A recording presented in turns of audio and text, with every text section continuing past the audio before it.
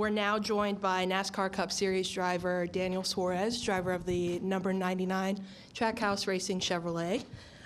If you have a question, please raise your hand and we'll get a wireless mic to you. Anyone? Dustin Levino, J-Ski. Daniel, obviously you won last week, but what made it so much fun throughout the race from the driver's seat? You know, I think every time that you win a race is already special, but definitely, you know, if you can pick, you know, from winning 5 seconds ahead or winning in a finish like Atlanta, definitely you will pick that one, you know, every day of the week. It's just very intense racing. I would say that the entire race, I mean, I felt it behind the seat, and I'm sure you guys felt it from the media center and a lot of fans from home and at the racetrack. The intensity of the race was very high, the entire race. Probably one of the most intense races I've been part of. And to be able to survive that and to be in contention at the end and to be able to pull off the win this close with 2 other great race car drivers is quite special. You know, I truly enjoyed that. And obviously, there were a lot of great people in my team that night. You know, the CEO of Freeway Insurance, people from Coca-Cola, just so many great people that got to enjoy the victory with us. So it was a lot of fun. We're going to go to Jerry Jordan. Jerry Jordan, kickingthetires.net. I'm more curious about what the party was like after the win. What's this week been like for you and that night? And you did mention that you were going to celebrate. You know, I'm not a huge party guy. I don't even drink alcohol, but I definitely enjoy it. You know, I took a day to enjoy it and to really live the moment. But really, you can't do it for too long. You know, in my mind, you know, I'm already answering these questions and having fun with them. But in my mind, I'm already thinking in practice, qualifying. How are we going to be able to put a fast lap together today? That's the way I approach also the week. You know, I spend the entire week talking about it. But after Monday, Tuesday, maybe I already flipped the page, and you know, I had an opportunity to go to Nashville on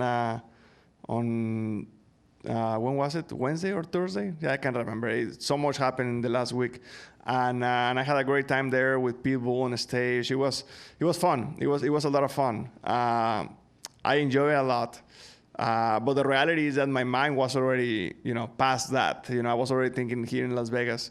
But I enjoy a lot, and my team did as well. And hopefully we can have more moments like that one this year. We saw the photo with the car and everything at the shop with that celebration. But have you given thought to the fact that you're pretty much locked into the playoffs at this point? You know, a few people has asked me, you know, that question about the playoffs. But to me, honestly, I haven't even thought about it. You know, I haven't even thought about playoffs. I haven't even, you know, we have a long way, you know, before the playoffs. And in my mind, I don't want to be one of those drivers that win one race, that in the playoffs, and then that's it. You know, I don't want to be part of that. The goal here is to do more than that, to be strong in the regular season championship, and I know that to be able to contend for the championship, you have to win 3 or more races, and that's the goal. You know, the goal is to build a strong season where we have a stage point, where we have wins, where we get into the playoffs, not just we make the playoffs, but in a strong fashion. And that's the goal, and we're working very hard, everyone at Trackhouse, to be able to deliver that. Go ahead. Jennifer, AP, you won last week, so Max had to win this week to keep up with the family. Is that correct? Yeah. Yeah. Well, the thing about Max is that he makes it look easy. Yeah. Yeah. He has done a great job in the last few years. His entire team as well, and yeah, I have. You know, he's putting the bar pretty high, so I have work to do. You got to keep going. So I'm curious, the win today, how much does that concern you, or this wind all weekend? Yeah, I mean, we talk about it as a group. I didn't really realize how big it was until I got here. I mean, the interstate coming here, it was full of dust and pieces of debris flying everywhere. It's gonna be tricky, but the beautiful thing is that it's gonna be the same for everyone. So everyone's gonna struggle with the same thing. So I think that in our group, in the 99 team, we are preparing extremely well, and I think that we are as prepared as it can be. We have some ideas, some options, some things to do for the win, because tomorrow, luckily, it won't be this hard. So yeah, we may have to adjust aggressively for it today, but tomorrow is going to be a little bit more normal. It's going to be windy still, but not as windy as today. Lastly, I don't know what sort of relationship you have with Raja Karuth, who got his first win last night, but you both have had unconventional paths to get into NASCAR, and you know that you can share in the difficulties it takes just to get to this level. I don't know what you can speak to his victory last night. Yeah, you have no idea how happy I was for him. You know, he's a great young man, not just a very talented race car driver, but also very dedicated. We get to see each other almost every week, training or doing different things, and I like him a lot. You know, I consider him a friend. And when I was watching the race, I was thinking, man, he can pull it off, you know, and he knows this, and we all know this, but the first one is always the most difficult one to get, and I'm sure that he's gonna win at least a few times this year. You know, he's very disciplined, he works hard, and I think that you know, he's been strong the last few weeks, so I'm very happy for him. Obviously, he made history last night, being the third African-American driver to win the National Series, and he's very special. Obviously, he's also graduated from the Drive for Diversity, just like myself, just like Bubba Wallace, and many others. So very happy that we're seeing good talent from the Drive for Diversity program coming to a National Series, being successful.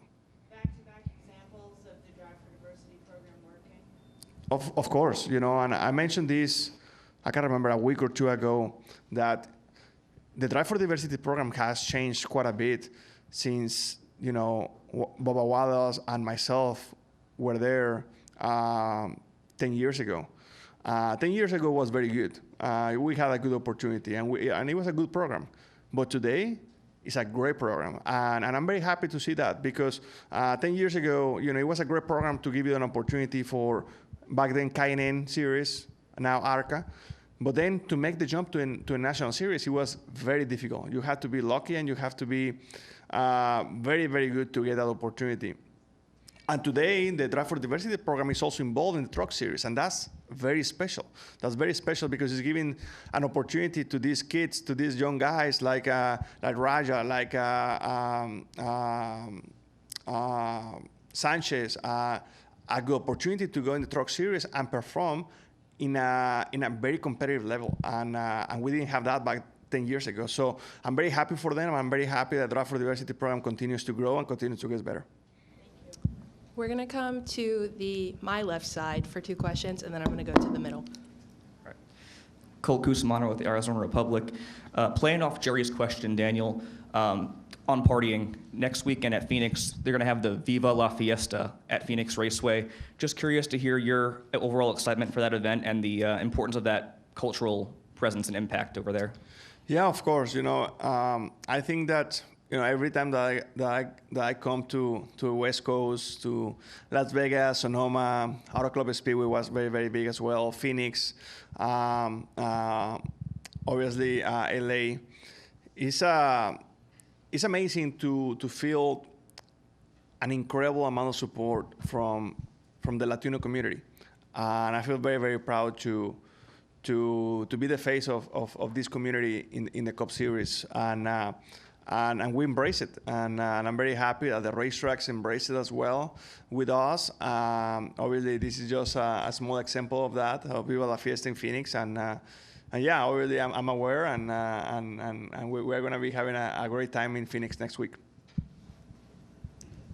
Go ahead. ChrisKnightCatchFans.com. But Daniel, when you scored your first victory at Sonoma, it was in the middle of the season. Now you're 2 races in, and you're essentially guaranteed a playoff spot. Does that give you an opportunity, you and your Trackhouse racing team, an opportunity to gamble in order to try to get some more not only stage points, but playoff points throughout the year so that you can have them in the bank when playoff time comes in September? I think so, yeah. You know, I had a meeting with Squid, my crew chief, about it, and it definitely gives us a lot of more freedom, you know. Obviously, we want to gamble wisely. You don't want to do just wild gambles and hoping for the best, like staying running long and hoping for things just to fail in your lap.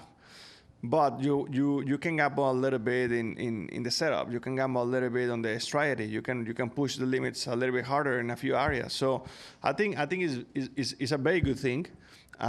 With that being said, you know, it's also very important to continue to be consistent, to continue to be strong, and to have in mind that, you know, yeah, we are in the playoffs, but in my mind, you know, one win, like I said, won't do it to be able to get to Phoenix to fight for a championship. So you have to really build your resume of the year, and we have to continue to do that. And if it's gonna take to be consistent or to gamble, whatever that may be, we have to figure it out and go out there and do it. But I think that honestly, this weekend for us is gonna be a very, very important weekend, or for everyone. You know, it's going to be a very, very important weekend because, as we all know, we have a lot of mile and a halves, and this is the first one with this package, and we have to see where we stack up and where we're strong, and where are the areas that we're not very strong that we have to work on, and we're going to find out a lot of things today and tomorrow, and I'm very excited for that. We're going to come up here to the middle. Daniel, hi. Tom Zaleski, Iron County Today. Go back to Atlanta again. You're at the moment. You're at the you Blaney and Bush are crossing the line all at the same time. What are you thinking on the radio? Are you having doubts? You're not sure that it's you? Go through the whole conversation and up to when the moment came that you know that you won. Yeah, so it was definitely tricky and a little bit stressful, especially the last couple laps, because I really wanted to be on the outside to have a shot to attack the 12. But unfortunately, the person that was behind me, pushing me, it was his teammate. So I wasn't really getting a lot of help to build runs. So at that point, I was, you know, it was going to take a little bit of a situational thing to be able to make a run at it. And luckily, the 8 was able to build a run at it with the 23, which obviously, you know, he wanted to move forward. And I was able to stay close to the 8, and that's what created the 3 wide. And at that point, you know, once you get 3 wide, getting into a 3, and we side draft hard, exiting a 4, at that point you already used your bullets, right? You already did what you had to do, and at that point you are just trying to hope that you are the one. I knew that I was inching ahead of the 8. I was slowly moving ahead of the 8 when I did my last side draft, and I stayed away from him.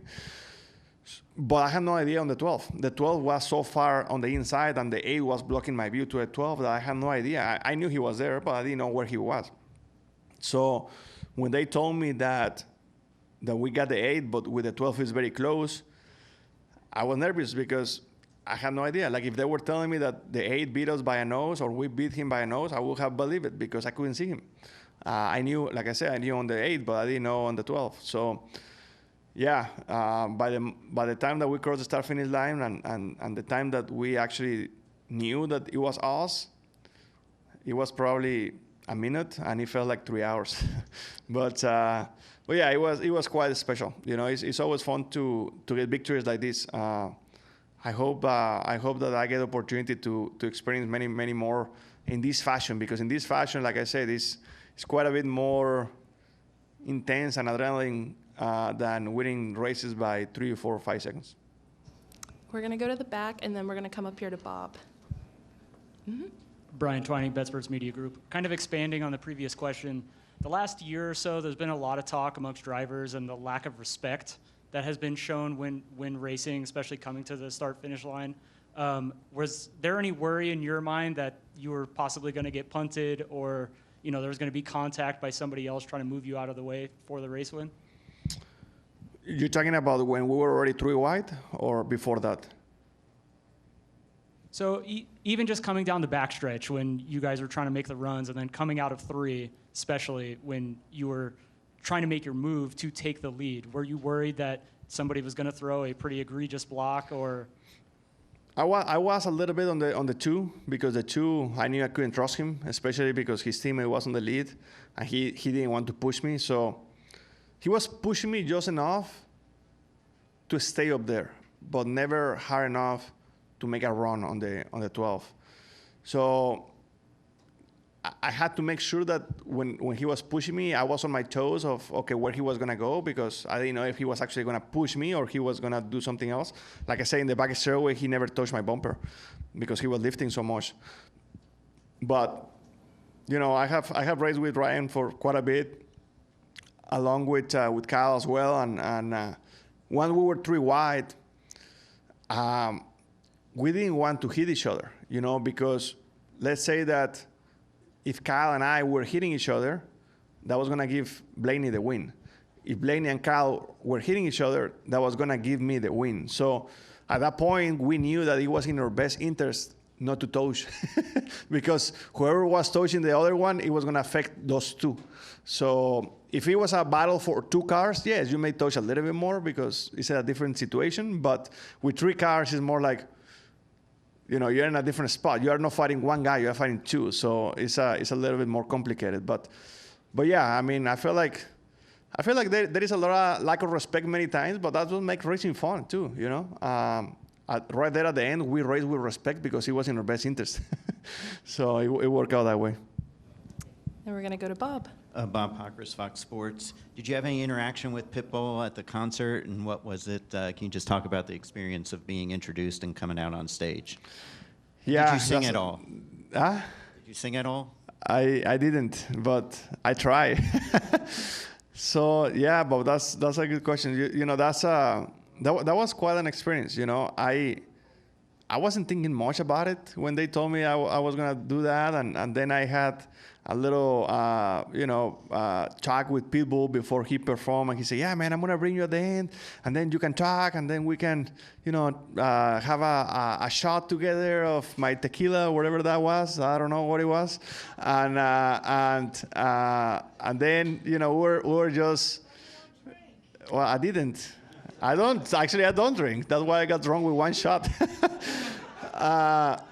So it was very improvised, but it was amazing. I was thinking much about it, but when I was in the moment and when he introduced me and I was talking to all the people there, the energy was unbelievable. The people screaming, and there were a lot of.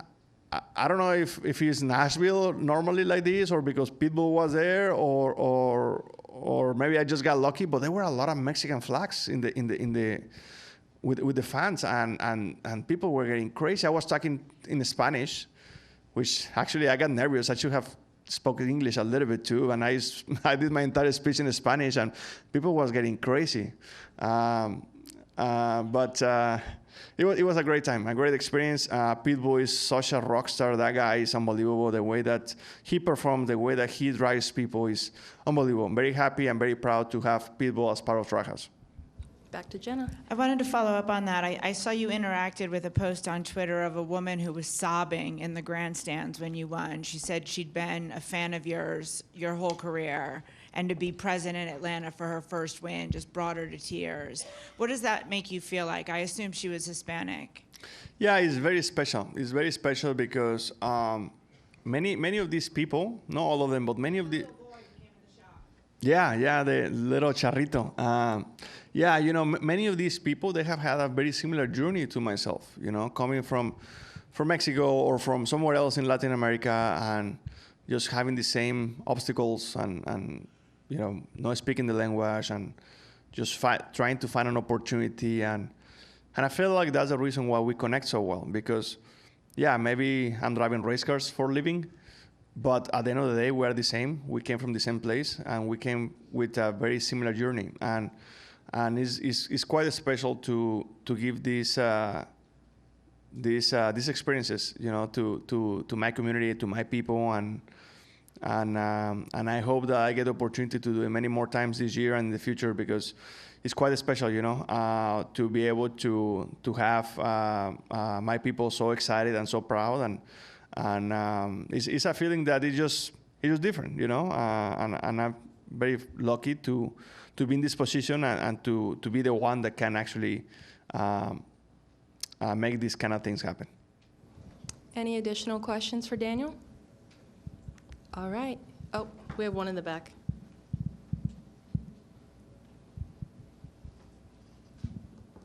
Eric Guerra, UNLV Rebel Report. Obviously, Daniel, we're seeing this growth amongst the fan base with minorities and people that don't come from, the traditional racing background over here in NASCAR. So what do you think is the next step to continue this amazing growth? Yeah, I think the next step, and I talk about this in Atlanta, the next step is to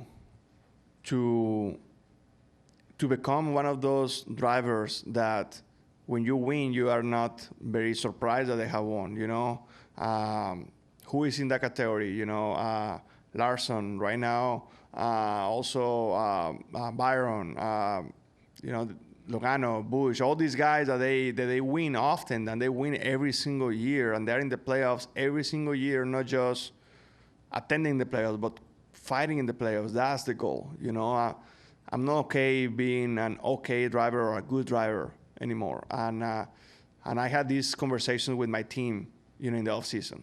Everyone in the team has to have the same mentality, because if 50% of the team wants to be great, but the other 50% wants to be, it's okay with being good, that won't work. Everyone has to have the same mentality, and my goal is to go to the next step, to go to the next level. And I felt that right now I have the team to do it. The team is on the same mindset than myself, and I have to take advantage of that. And I have to bring this group to the next level to be able to get used to that, to be able to win not just one race a year, once in a while, but to win 3, 4 races a year, 5 races a year. And that's my goal, and that's what we're working towards for this season.